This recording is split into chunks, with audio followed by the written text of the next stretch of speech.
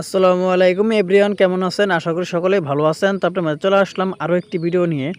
তো আজকের ভিডিওতে আপনাদেরকে দেখাবো আপনার টিকটক আইডি অন্য কোনো ডিভাইসে বা অন্য কোনো মোবাইলে যদি কেউ ব্যবহার করে বা লগ ইন করা থাকে, কীভাবে আপনি সঙ্গে সঙ্গে আপনার মোবাইল থেকে লগ আউট করবেন বা রিমুভ করবেন। তো কথা আর বাড়াবো না, এখন চলে যাবো ভিডিওর মূল পর্বে। চলুন ভিডিওটা শুরু করা যাক। তো আপনার টিকটক আইডি অন্য কেউ ব্যবহার করে তা আপনি লগ ইন করার জন্য বা লগ আউট করার জন্য আপনার ফোন থেকে আপনি চলে যাবেন আপনার টিকটক অ্যাপসের উপর।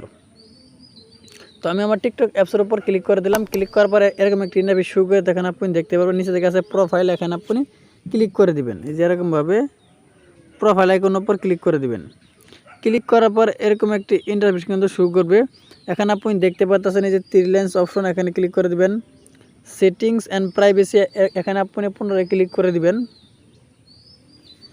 ক্লিক করার পর এরকম একটি ইন্টারফেস শুরু করে দেখেন, আপনি দেখতে পাচ্ছেন সিকিউরিটি অ্যান্ড পারমিশন, এখানে ক্লিক করে দিবেন। এখানে ক্লিক করার পর এরকম একটি ইন্টারফেস আবার শুরু করে দেখেন, আপনি দেখতে পাচ্ছেন ইউর ডিভাইস, এখানে ক্লিক করে দিবেন পুনরায়।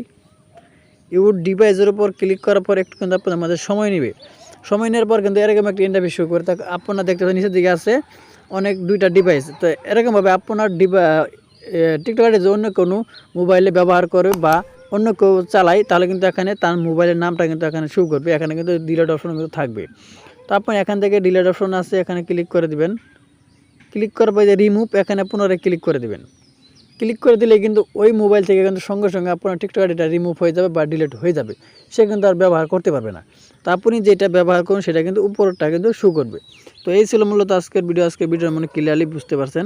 তো আজকের ভিডিও যদি উপকার আসে অবশ্যই একটু লাইক করে দিবেন, আর প্লিজ চ্যানেলটি সাবস্ক্রাইব করে আমাদের সাথেই থাকবেন। তো সবাই ভালো থাকুন, সুস্থ থাকুন, আল্লাহ হাফেজ।